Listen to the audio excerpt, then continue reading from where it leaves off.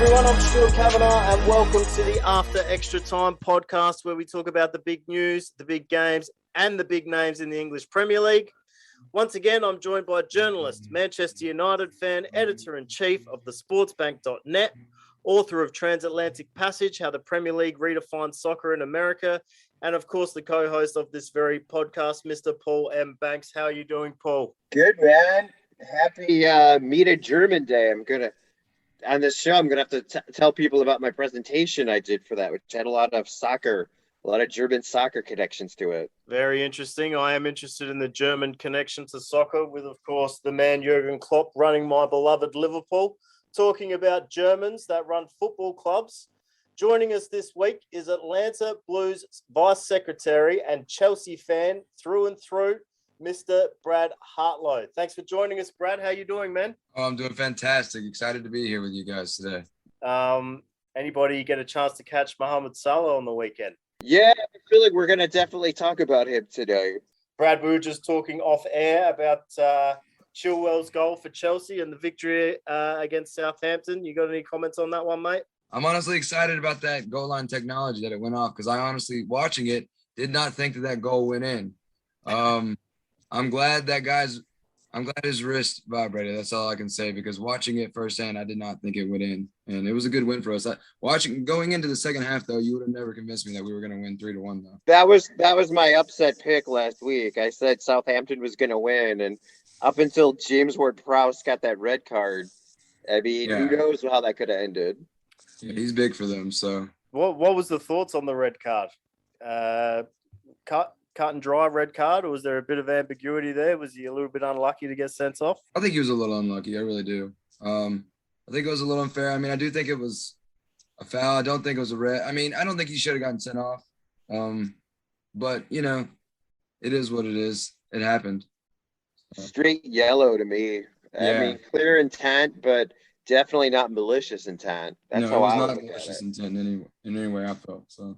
Yeah, I think I agree with you guys. He was a little bit unlucky to see right there. I'm a big JWP fan. I think he could slot into a top 6 team very easily, but it is kind of admirable the way he's kind of stuck it out at Southampton. Now, Paul, you had a bit of an exciting engagement the last couple of days. You've been doing something at the Fulbright campus, Meet a German Day. Do you want to tell us a little bit about that? Sure. As a Fulbright alumnus who studied abroad in Berlin, it's called Meet a German Day, and I myself am just a German American. My heritage goes back to the south of Germany, but in order to, I talked a lot about my travels there and culture and what I've experienced in different studies, but there's just so much German connections that have been in my job. Bastian Schweinsteiger, the greatest player in Chicago Fire history, certainly Mount Rushmore for Bayern Munich. I told that story about about his intro press conference where the guy said, Bastian, do you think you could help lead the Chicago Fire to the World Cup? So that was a classic, but my favorite part was Jurgen Klopp, because I know Gonzalo, who we had on last week, we've said as United supporters we wish Jurgen Klopp was leading our team instead, because he's got so much charisma. And I spoke to these German students in Huntington, Indiana, Huntington High School, which is not far from Notre Dame, from South Bend. And it was when they played Borussia Dortmund in that friendly at Notre Dame Stadium.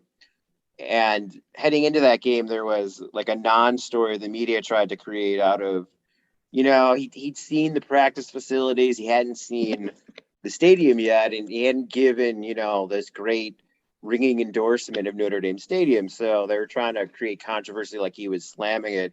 So I had the very first question in the press conference, and I said, what do you think of the facility now that you've been here? And he was all snarky. It was great. He's like, does this place need a commercial? Do you need endorsements? Is that what you need here?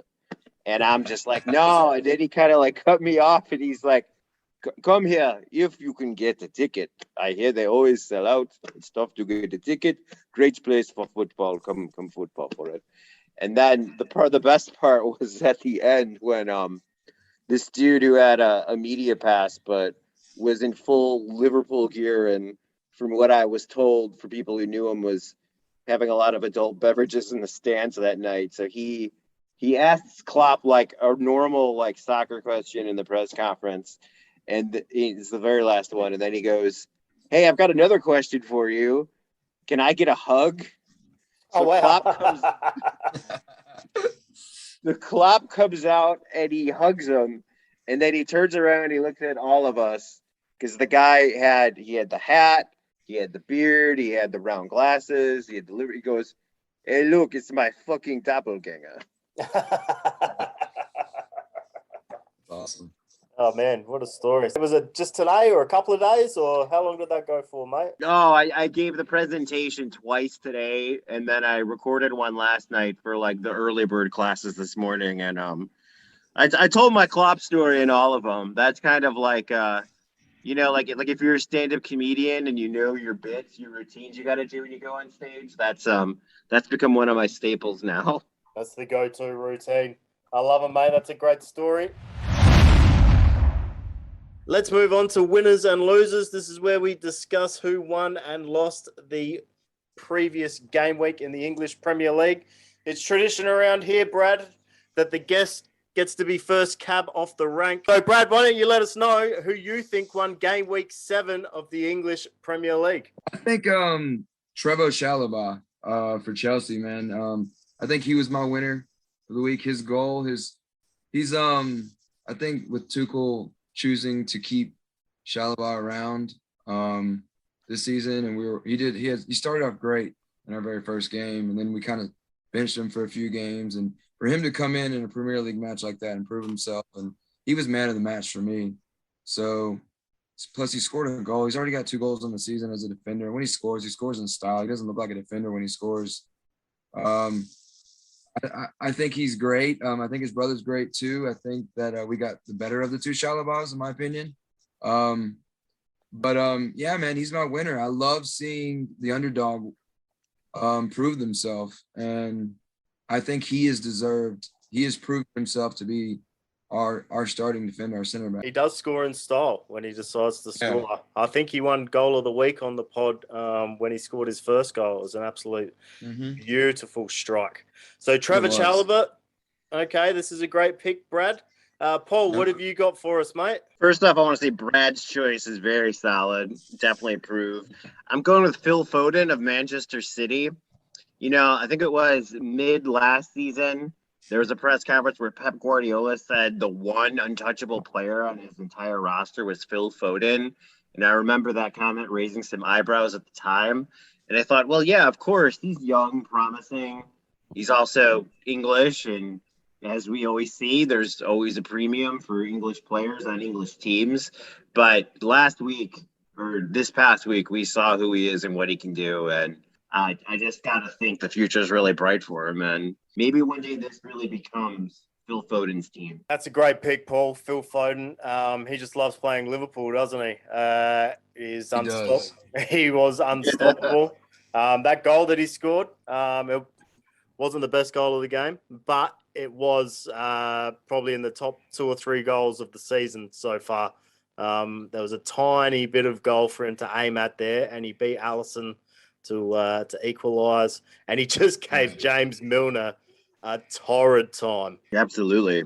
We haven't seen the best of Phil Foden yet. I honestly believe that. Yeah, absolutely. He's definitely one for the future. It's exciting for England coming into the 2022 World Cup as well. If all these young fellas, I don't know if you classify them as young, but you got Rashford, you've got Grealish, you've got Foden, Mason Mount, Declan Rice, Calvin Phillips. If all these guys are he's young to me, I feel pretty old. Yeah, he's young to me as well. Yeah, so it's exciting for England. They've got lots of young talent. If they can all stay fit and kind of take that hurt from the Euros into the World Cup, the sky's the limit.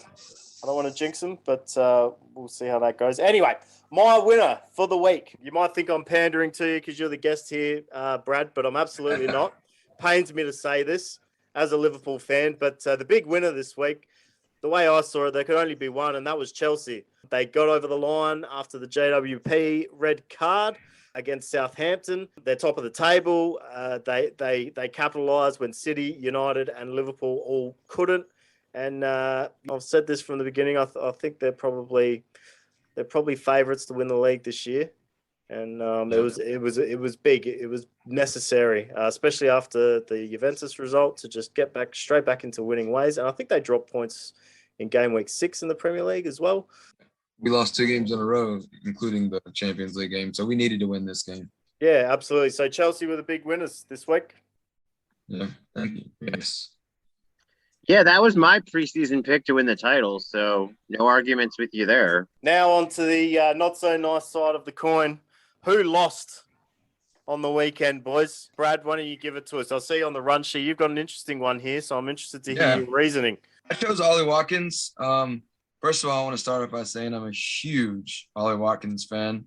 I think that playing in Aston Villa, he's definitely, kind of like Grealish did. He's being loyal. He hasn't been there as long as Grealish has, but I think that, like, same thing with Phil Foden. We haven't seen the best of Ollie Watkins yet. And the reason I chose him as my losing, because his team won, and then usually when his team lost, but usually when his team loses, he always plays very well. It's just like it goes to show you the team around you is very important. And I just imagine if you had Ollie Watkins on a team with such an amazing support. And I think that I had to choose him, not because I think he is a loser, but because I think he always plays well. I mean, I think he's so consistent, and I hate that, he's on a team where they're always, not that Aston Villa is bad, but I just want to see Ollie Watkins do well. So, I mean, I chose him just because even though his team lost, he always plays very well, in my opinion. He wasn't amazing this week, but he scored a goal. He always finds a way to get results. I'm a huge Ollie Watkins fan, so that's why I chose him as my loser this week. I hate that he lost, but he did. Okay, that's an interesting one. So, just so I'm clear, you think if Ollie Watkins was playing for a team that needed a striker, like, I don't know, Manchester City, he'd be one of the top forwards in the league? I do.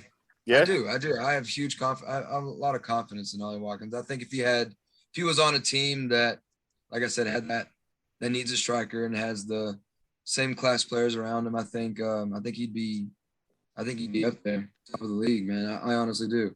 So absolutely. That's interesting take. Yeah, I guess watch this space.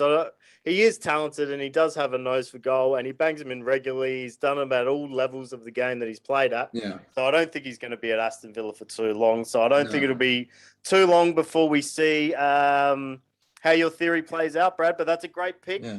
Ollie Watkins. I think it's a very interesting choice in that it's a different kind of format, but it's true though. It's, usually we go with somebody who kind of failed or was failing or at least disappointed, but here we're really talking about a guy who just deserves a lot better. That's really what it comes down to. He needs better support because he is that tremendous a talent.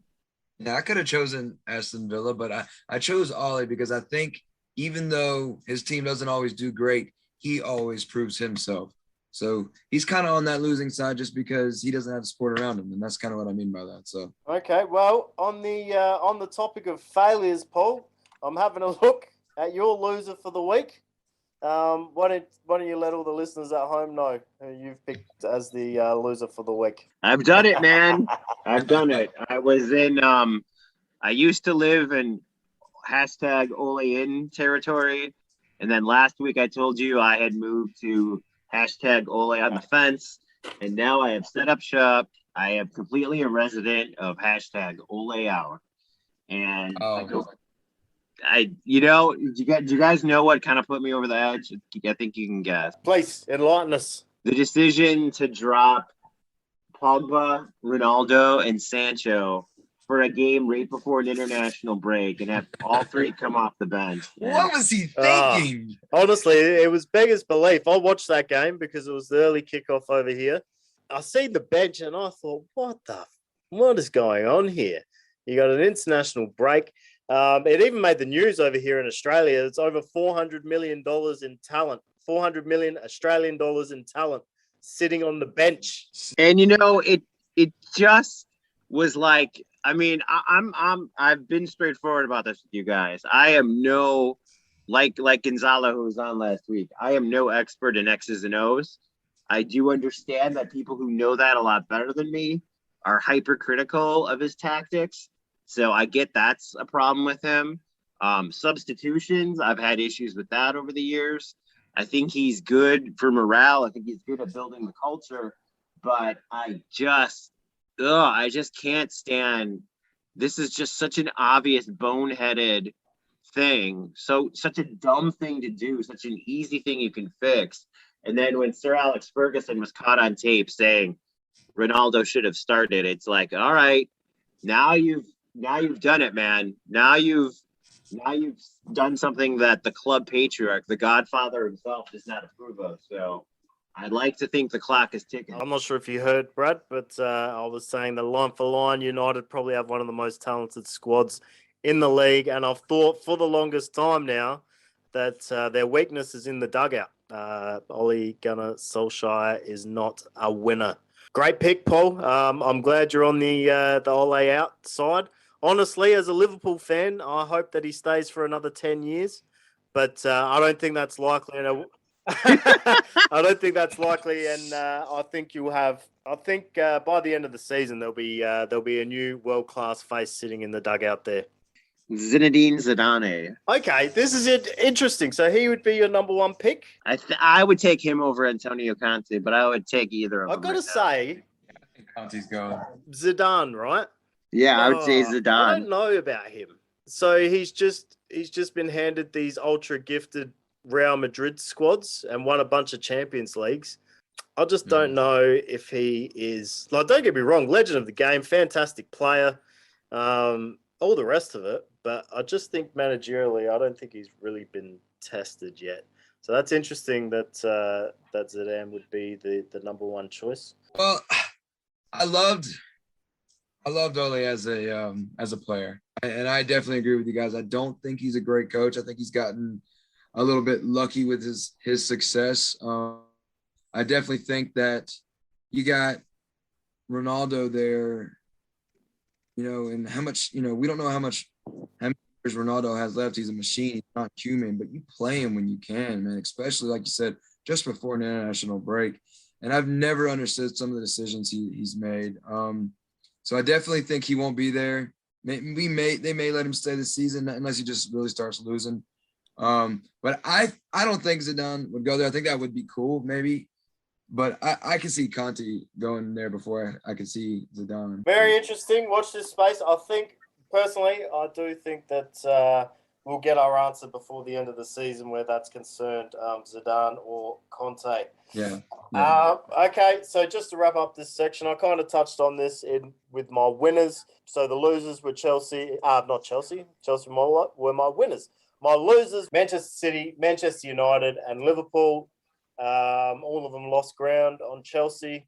And I feel like in such a tight title race this season, any advantage you can pick up, whether it be a point here or 3 points there, is going to be huge, and it's going to be magnified. So the other three in the top four are my losers for the week. No, I mean we were all winners as neutrals who watched that game, and we were all winners of fans of teams that needed Liverpool and City to drop points. But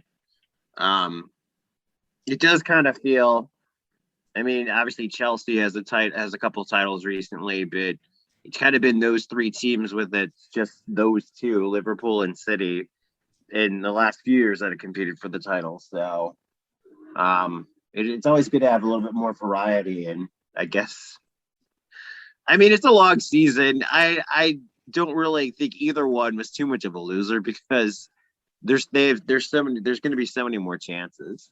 Absolutely. It's a sprint, not a marathon, that's for sure. Think about last year when City was really in dire straits in the beginning and how they came roaring back. And I think what I meant to say was it's a marathon, not a sprint. Marathon, not a sprint. Not a sprint. Anything to add, Brad, before we wrap up this section? I kind of agree with Paul. I definitely don't. I don't look at. I don't know. I don't look at Man City so much as a loser this past week. That's a tough game, you know. I mean, I definitely think there were some strong points, but there was definitely a lot to work on too. I think I could see Man U as more of a loser than I see as Man City, just because, like you said, the dugout, man, the coach, bad decisions. They did. I mean, I definitely could see Man U as more of a loser this week than I see Man City. So Yeah, that was a draw that felt like a loss. And I would think that for Everton, that's a draw that feels like a win. Well, it almost was a win, right? It should have been a win. Yerry Mina's goal being disallowed. Yep. Somewhat controversially, some might say. Okay, so that's the winners and losers section, ladies and gentlemen. Paul has gone with Phil Foden as his winner, Ole Gunnar Solskjaer as his loser. Brad has gone for Trevor Chalobah, winner, Ollie Watkins, loser. And I have gone for Chelsea as my winner and the rest of the top four as my loser. Here we go. It is football focus time, and being in there is an international break, and there's a distinctly American flavour to this podcast. We've decided to have a look at Christian Pulisic at Chelsea, and we're going to touch on his USMNT career, and maybe even talk a little bit about the Dortmund stuff. Oh, did you hear that? It sounds like Otis is chiming in on this. Well, we're not saying Western this time, so no, that's. He was sleeping in a nice brown paper bag, and as soon as we started talking about Pulisic, he woke up and got out. But it wasn't like last night when he was triggered by the name Weston. So we've got some good points here. I'm going to take a little bit of a back seat because Paul, I know you're a big fan, and Brad, I'm assuming being a Chelsea guy, you're a big fan too. It's in America. I'll chime in when necessary, but Paul, you want to take over the reins for this section, mate? Yeah. So when I was giving my presentation today to the German classes, the teacher just loved the story that I told, the anecdote, which I knew would fit in well. Christian Pulisic himself was sitting in a German class as a teenager, about the same age of these kids, when he got the call from Borussia Dortmund and Jurgen Klopp, and I, of course, mentioned that during the presentation, Jurgen Klopp was the man who made it happen. And he said, "You're not with the kids anymore. You're playing with the senior team tonight." And, you know, that's kind of thing where we begin the story, because he did have some injury struggles at Borussia Dortmund. There was some kind of time that was missed. And, you know, when I put in Captain America in my notes, in my, okay. Yeah. Wow, Otis is getting animated about this. Got some strong thoughts.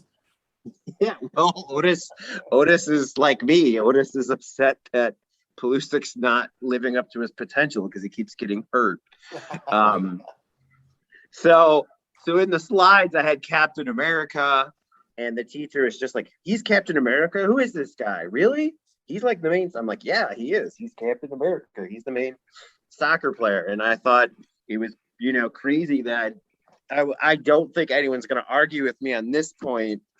The high point of his career so far would have been Project Restart, when he was really on a purple patch, and he was probably one of the best players in the entire Premier League. That season for Chelsea, he was definitely their most productive, efficient, creative attacking player. And I also said, you know, he had one of his best games on 4th of July, which was just crazy. I mean, he had a man of the match performance, and I just don't know how we finally get him to be all that he can be, because as you can kind of see in the show notes there, I see a lot of Derrick Rose, and that's an easy comparison for me to make as a lifelong Chicagoan, because Derrick Rose, you know, is from Chicago, played the bulk of his NBA career in Chicago, and I see a guy who, what makes them great is their intensity. They go to traffic, they go to the action, they run at it. They're very intense. It's an attacking kind of game. It's what makes them great. You can't train them to be otherwise, but it just leads to being injury prone. I And think- I'll pause there. I think you hit the nail on the head with the Project Restart. Was probably the peak of his Chelsea career. Anyway, I remember him. I'm not sure if he came off the bench against Liverpool in that season with no fans in the ground. He tore up Liverpool and City. I remember that. Yeah. Long run against City. Yeah, so That's what clinched the title for you guys. He Yes, it crushed was. City. That's what did it. Yeah. I was on the fan wall for that game, on the scoreboard wall that they did. Oh, On my, really?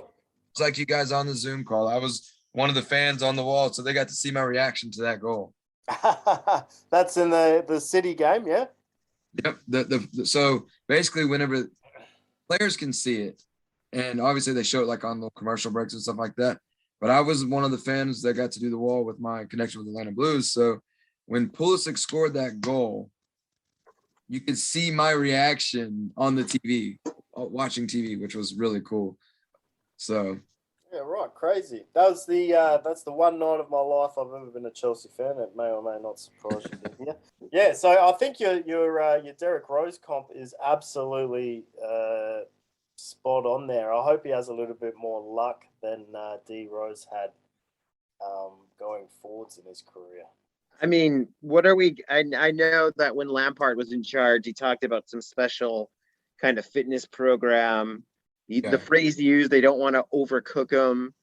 You know, he's got his own, literally his own trainer, a special program that's tailored for him to get him stronger, to get his muscles stronger, to get his bones stronger. Because, I mean, he is very injury prone. And I think for a while it was getting better.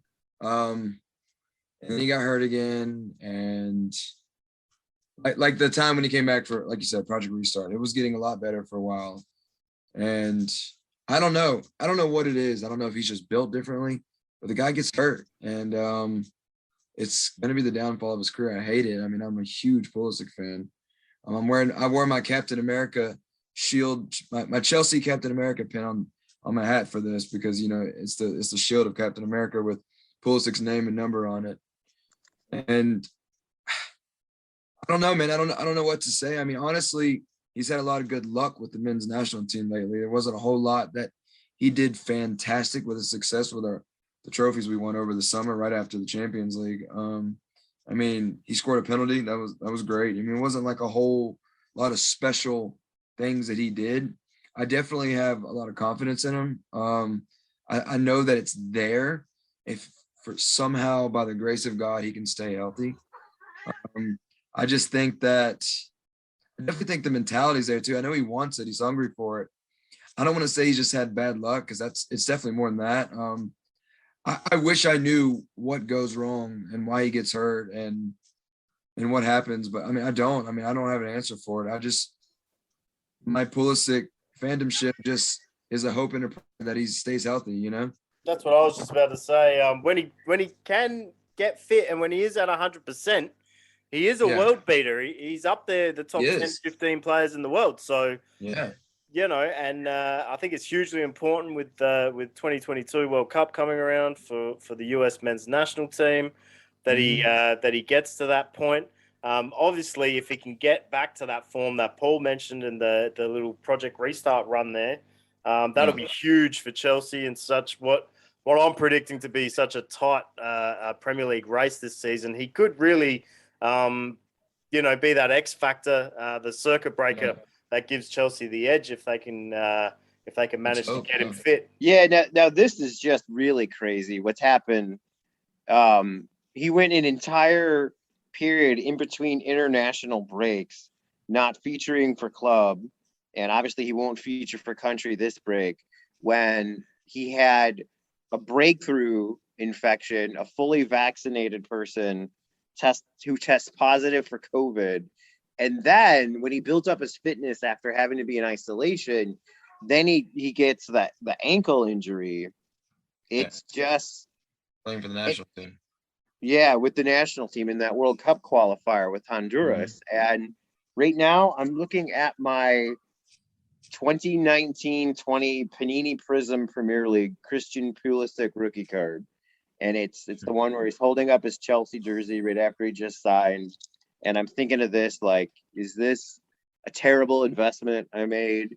And I think about how the number one SEO terms for the sports bank are Pulisic, Christian Pulisic, Chelsea. Chelsea's our biggest traffic maker, hit maker, all of it. Like I'm in this, man. I got skin in the game. It's not that I feel bad for the guy, obviously, because he always gets hurt. You always feel bad for anybody who suffers these setbacks. But this is I've got an interest here, man. Let's go. Let's do this. Come on. That's a great point. You do have a bit of a personal investment there, Paul. But let's just, with the advances in club medicine and training, and like both you guys mentioned that he's got his own customized training schedule. Hopefully, they can bring him back to full fitness, and we can see this great player. Because take club allegiances, country allegiances out of it. We're all soccer/football fans here, right? And you'd love to see the best players 100% fit. And you want to see him succeed, Yeah, absolutely. Brad, I want to get your take on, the Chelsea midfield is crowded. The Chelsea attacking unit is very crowded. There's so much depth. There's so much competition. When Lampard was in charge, Pulisic had to prove himself, and it was, there was even some people in the media saying Lampard doesn't want to play Americans, but I really think that was just more a case of, Mason Mount came with him from Derby, so that was the guy he knew with. And then when Tuchel came over, and it's like, Tuchel knows his talent, so from being at Dortmund together, but Tuchel is trying to see what else he has in his team first. Like how do you think he fits, and how does he fit? And is that a question that we're just going to have to keep asking over and over again? I definitely think he can fit. I definitely think that Tuchel has already proven that he will play Pulisic if he's healthy. I definitely agree with what you're saying. We have way too much talent in the midfield and the attacking, but especially the midfield. I definitely think somebody's going to go. My opinion, it would probably be I don't know. I don't want Callum Hudson-Odoi to go. I think he's starting to get into the ring of things, but I think it's probably going to be Ziyech. I think in the next transfer window, this is my honest opinion, if Christian comes back and is healthy and he starts playing well, I think Tuchel definitely gives him a chance, because Tuchel always gives Christian a chance to prove himself, because I definitely think he does really well in training when he's healthy. And everything's going well with Pulisic, and he is starting to fire again. I definitely think we let go of Ziyech and we let him go somewhere else, because he's too much of a talent to sit on the bench, and I don't think he's done quite enough yet. He hasn't really gotten a fair chance yet. But when Pulisic comes back and he starts playing well, I think we keep Pulisic, and I think we let someone else go. In my opinion, it's probably going to be Ziyech. That's you just can't sit so much talent on the bench. You really can't. And he seems to be choosing Callum Hudson-Odoi more than he chooses Hakeem, and he's starting to play Ruben more now. God, we really do have so many midfielders. How can you sit that much talent on the bench? Someone has to go so they can play. And Chelsea's obviously notorious for loaning out players. I get that. But I think, like I said, if Christian comes back and he starts firing on all cylinders, I think someone goes like Ziyech. Yeah, and obviously it's always complicated because of the injuries and where you are. And obviously with Roman Abramovich having an itchy trigger finger when it comes to sacking. So it's always like the new guy, the new tactics. But no, I agree with you. Tammy Abraham had to move on. Billy Gilmore went out on loan. Too much talent, man. Yeah, because Ziyech hasn't even been there that long. No, but he's not playing. We're not really giving him a chance. And like you said about Roman having an itchy trigger finger, you got to also look at it from this point of view too. When things don't go well for Tuchel on any team he's ever been on, when things don't go well, he somehow finds a way to get into it with the boss man, whoever the owners, the ownership of the club. How's he and Roman, they didn't meet until the Champions League final. So they obviously still working on the relationship. If things don't go Chelsea's way, are we going to start to see that side of Tuchel either? Which I love Thomas Tuchel, but I also know the history of Thomas Tuchel, and we also know the history of Roman Abramovich. So will we see that side of Tuchel where he starts to butt heads with ownership if things don't go Chelsea's way? I know that's a little off topic, but I think about these things, I mean. Now that I did not know that they did not meet face to face until the Champions League. First time they met face to face was at the Champions League final, raising the. Interesting that you mentioned that Champions League final. Just to get back on the Pulisic thing, I was interested when I was doing a little bit of research for this Football Focus section. He's the first American player to win the Champions League. Is that correct? Yep. And to score in a semifinal.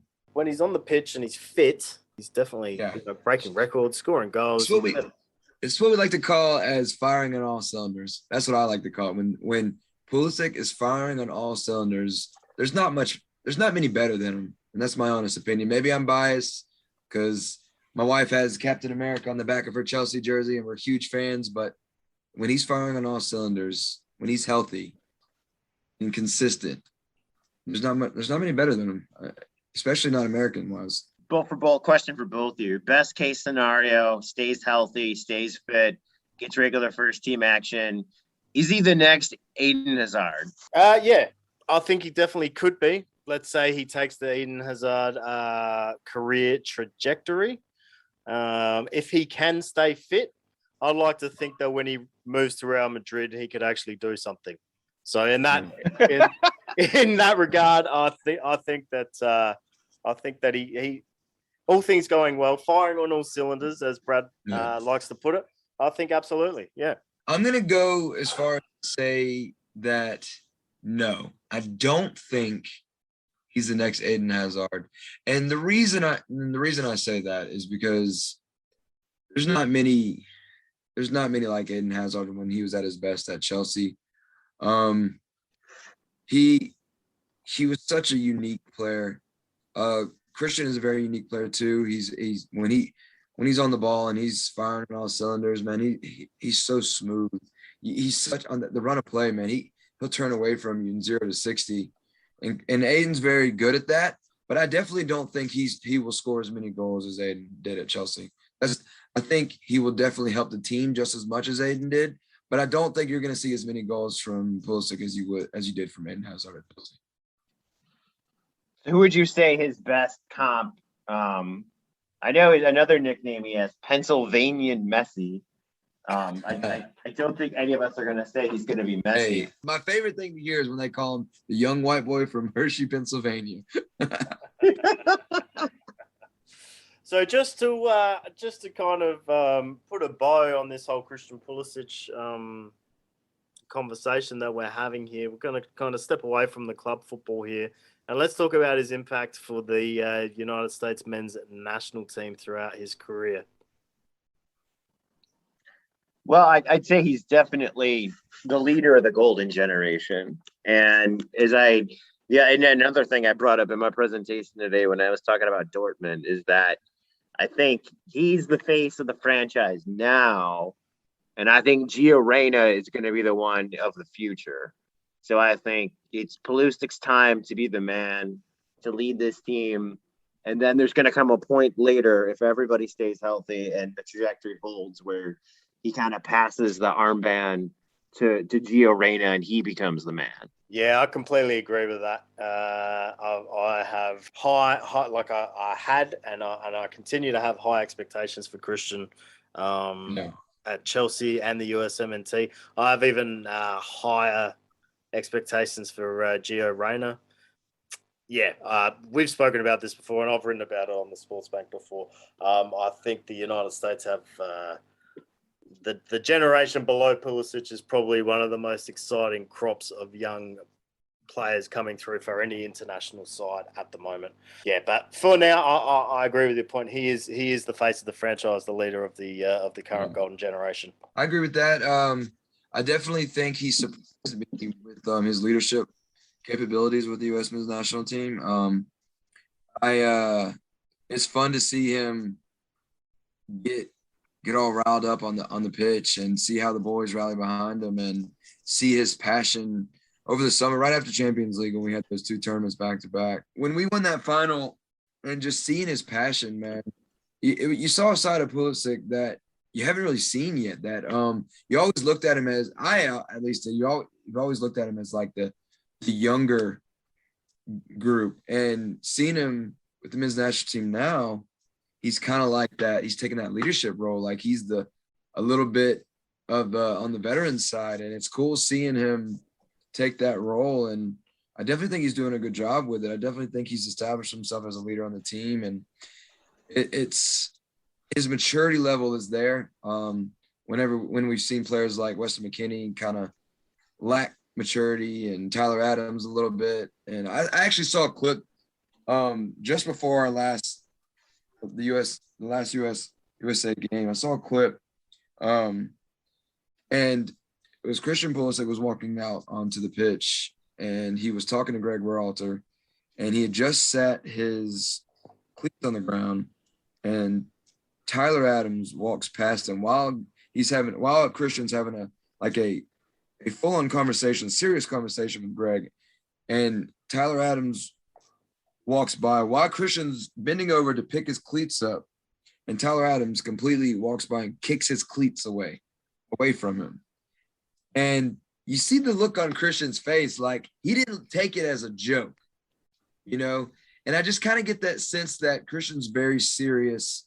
He has that fun wild side to him, but at the same time, he's established that leadership role while a lot of those young kids are still trying to – the kids, man, they're still growing up. And I feel like Christian's definitely growing up fast, going over to Europe at a young age. So as the elder statesman in that U.S. men's national team, those young kids are in capable hands for sure.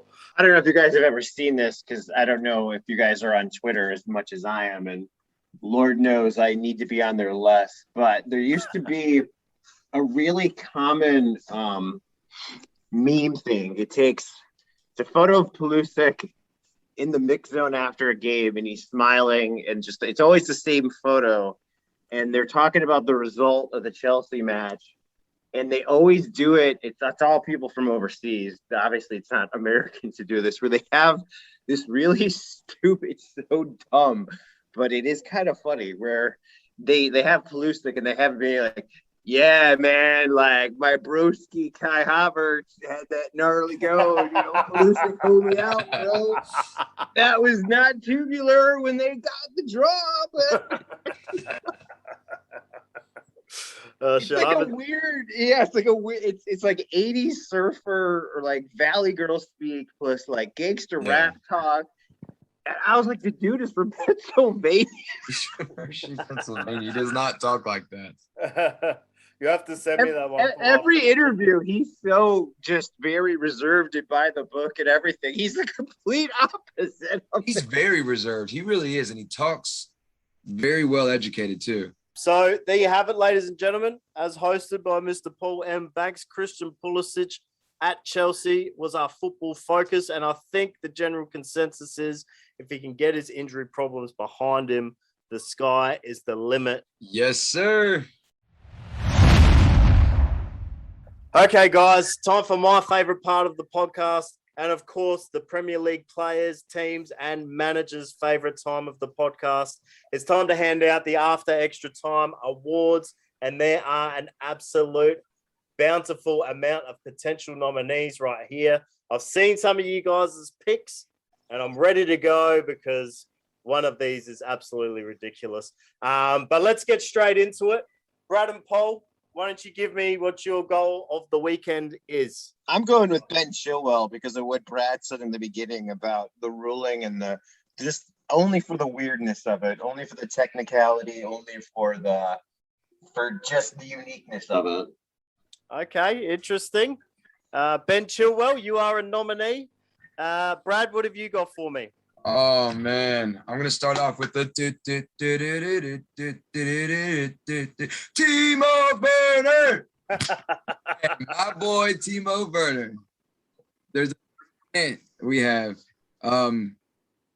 Just can't get enough is what it's called. Timo Werner. And to see this man succeed after every goal he ever scores feels like it gets taken away from him. It wasn't a glorious goal. It was a tap in, but he had one taken away earlier in the game. And I'm just so glad to see him get his goal, man. For me, that simple of a goal was goal of the week, just because how much he's had to go through just to score a goal, it feels like. We've got Ben Chilwell because of the bizarreness of it.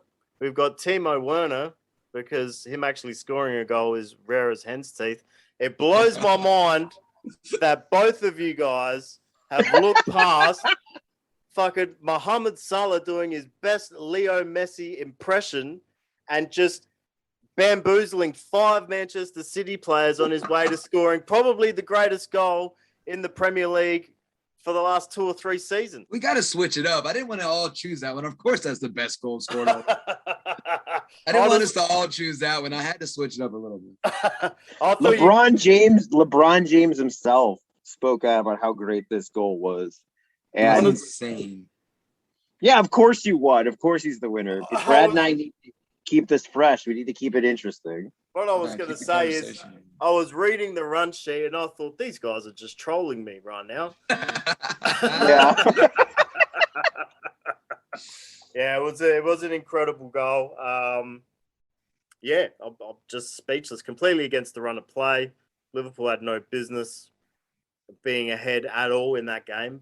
I feel like Manchester City were by far the better team on the day. But when you've got this man just doing things that only a certain few in the world can do, I guess anything is possible. Mohamed Salah, you've won so many awards over the past few years. This one should take pride of place on your trophy cabinet. It is the after extra time goal of the weekend award, perhaps goal of the season award, but there's plenty of weeks to go. We'll touch on that at the end of the season. Let's move right along because I could talk about Mohamed Salah all day at this point in time. Stuart, I just want to say one thing about his goal. It was an exquisite individual effort. It really was. Thanks for that, Brad. I'll stop myself.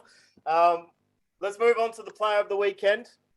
What have we got, boys? Well, I am going to go with the Egyptian magician himself, and I know that's a reference to the Jerky Boys, which was a comedy bit that was funny when they were popular, and I was that age. When you're adult, they're just not as funny. But obviously, we don't mean Ali Tarbosh, the Egyptian magician. We mean obviously Mo Salah. I mean, okay, yeah, deep cut, man. Deep cut. I like it though. Mohamed Salah, absolutely.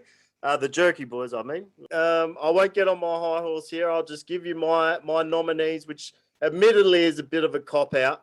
I've gone for a tie. We've had plenty of ties lately, and I don't expect this one to get over the line.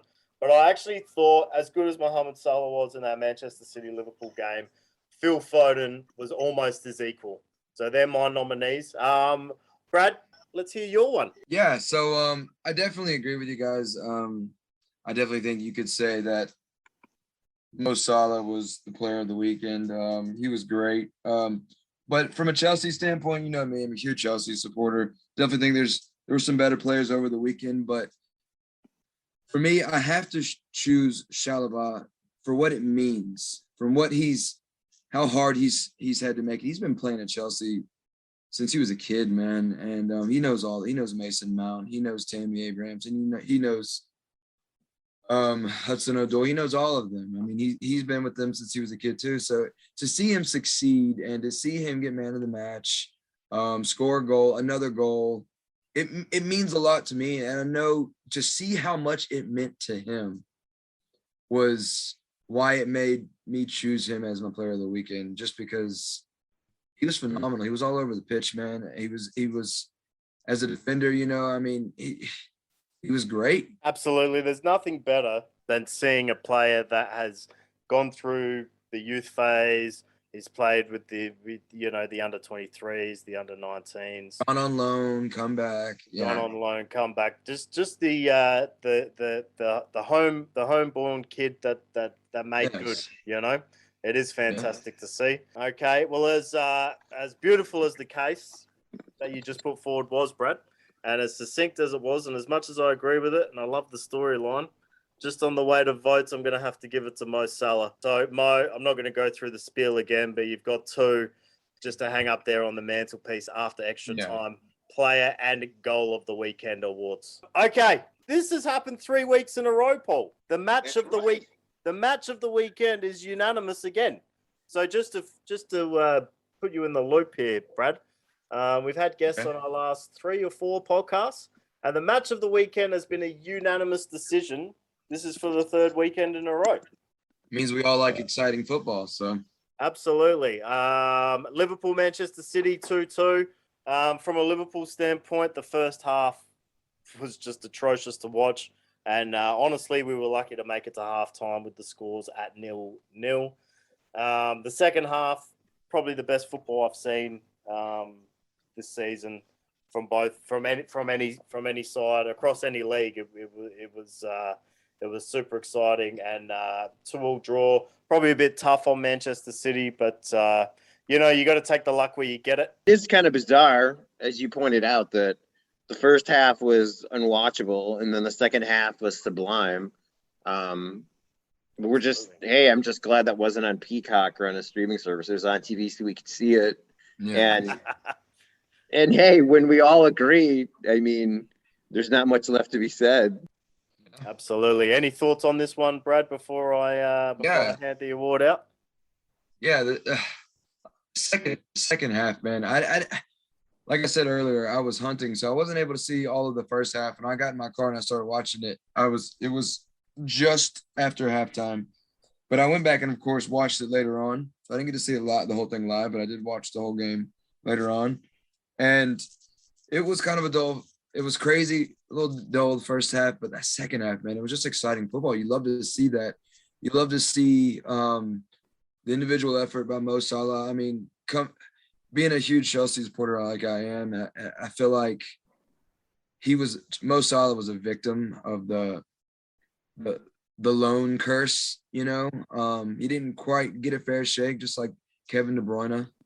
Victim of the loan curse. That's what I call it. Whenever you don't quite get that chance to get in there and make a name for yourself. Mourinho had a lot to do with that. Roman, I think, has a lot to do with that. But I mean, Mo Salah has gone to prove himself, man, and seeing him score that goal and just see how much fun he has on the pitch too, man. He's so much fun to watch. No offense, Stu, I can't stand Liverpool.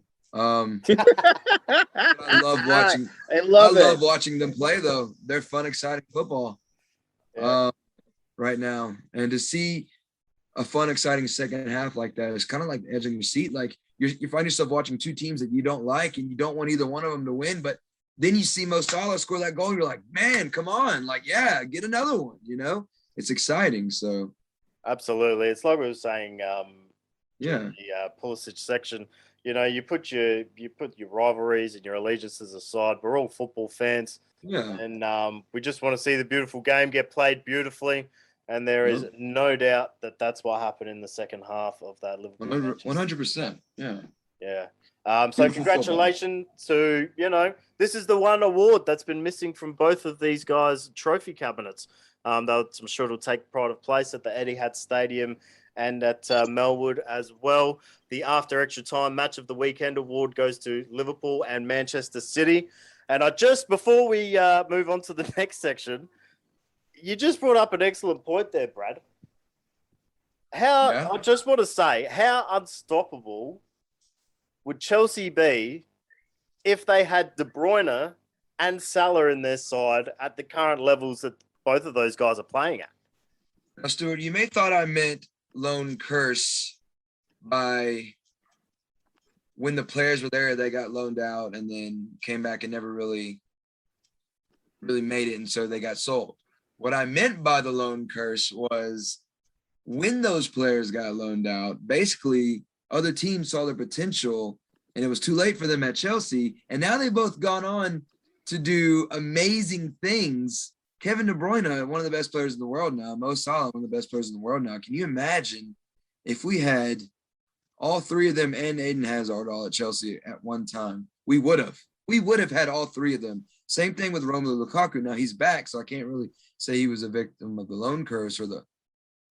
But it must hurt to think about that. It's got to. I mean, it does. But I mean, at the same time, I mean, I love the beautiful game, and I love the players. I love seeing the players be successful. They were at Chelsea for a time, so I got a little bit of love for them, and I love to see them be successful. So it's just interesting. I guess obviously I knew that De Bruyne and Salah were originally at Chelsea, but it didn't dawn on me until you were talking about it just then. Yeah. Gee whiz, like imagine De Bruyne alongside Kante and, like you said, Hazard in that midfield, and then Salah next to Lukaku. Can you imagine? Oh, that triangle right there. Can you imagine that? Yeah. Thank God that it didn't happen from a Liverpool point of view. Yeah, I didn't know about the De Bruyne. I knew that Lukaku had a first stretch that didn't work out, but I guess you can kind of throw him into the mix too, in a way. Yeah. Kevin De Bruyne was at Chelsea for a few years. He got loaned out somewhere. Wolfsburg, right? Wolfsburg, yes. And then when he came back, there wasn't just any room for him. So I think that's when he actually was sold to them, right? He played, and then he went to Liverpool, to Man City. Yep, that's exactly what happened. Yeah, he spent 2 years on loan at Wolfsburg. Nowhere for him to come back. He got sold. Yep. And then Manchester City, the rest, as they say, is history. Yeah. It's a similar story to Mo Salah as well. With the Chelsea loan curse. It happened, man. It sucks. It's Halloween. Yeah, it's spooky season.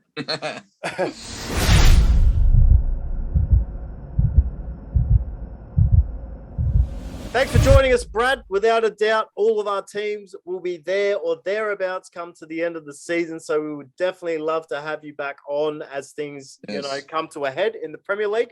Why don't you let the folks at home know what you have going on, mate? Yeah, man.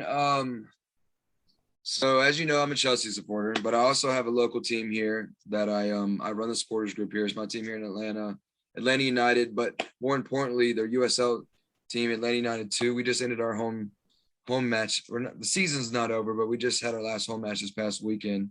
So I've been very busy with that. So now I lead the supporters group with them. So we're called Two Spikes. So now that that's over, it's time to completely bury myself into the Atlanta Blues. Atlanta Blue, Chelsea through and through. So I do want to make sure that I say this. I know Gonzalo was on last week.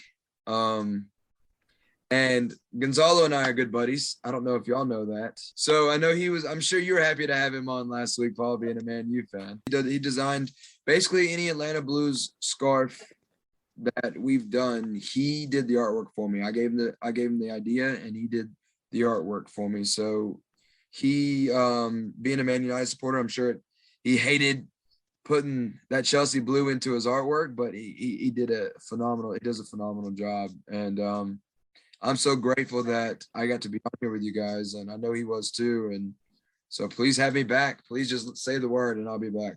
Absolutely, Brad. I will say Atlanta United, great team, best jerseys in the MLS, best stadium in the MLS too. Paul, as always, mate, it has been a pleasure.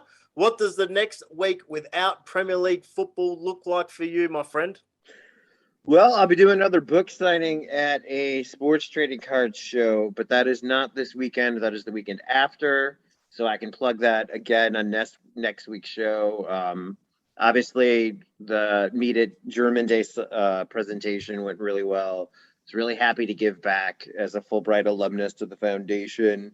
I guess hashtag free Britney. I mean, there was a win for Britney, right? Her dad's no longer the conservator or something. I don't know. Okay, listen, this could be a hot take and it might get a lot of people adding me on Twitter, but if you've seen Britney's hijinks on Instagram, I'm not quite so sure she should be free.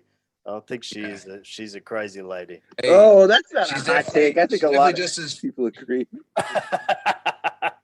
She's definitely free in her photos. Let's say that. Absolutely, she is free in her photos. Her Instagram. Well, photos, there you go. If this is what it takes, if the side effect of her being freed are more photos like that, then who are we to stop her, right? I will say my girlfriend texted me today with a link to her latest post where she's holding up like a baby doll. And she's like, oh, I'm taking a couple of weeks off of social media. I've just had a baby. Doesn't she look like me? It's just very, very fucking weird. But anyway, that's enough about free. That's enough about Free Britney. Back to international break. Thanks for that, Paul. On a personal note, get on Amazon.com if you got kids out there. Sunny the Sloth goes to tryouts. Sunny the Sloth goes to school. Sunny the Sloth makes a friend. Are all available. Get them now. Chuck them in your kids' stockings for Christmas. That's it for another episode of After Extra Time. Be sure to chuck Brad a follow on Instagram at B_Rad_CFC4L. Follow us on our Twitter account at AfterET_podcast. Who has at After Extra Time? I want it. I want it so bad. Give it to me. Get in touch. Maybe we can work something out. Be sure to get all your latest football news at thesportsbank.net. And last but not least, show the third member of our pod some love by following at Otis Ginger Tabby on Instagram. That's Brad Hartloge. He's Paul M. Banks. I'm Stuart Kavanagh, and this has been After Extra Time. Catch you next week.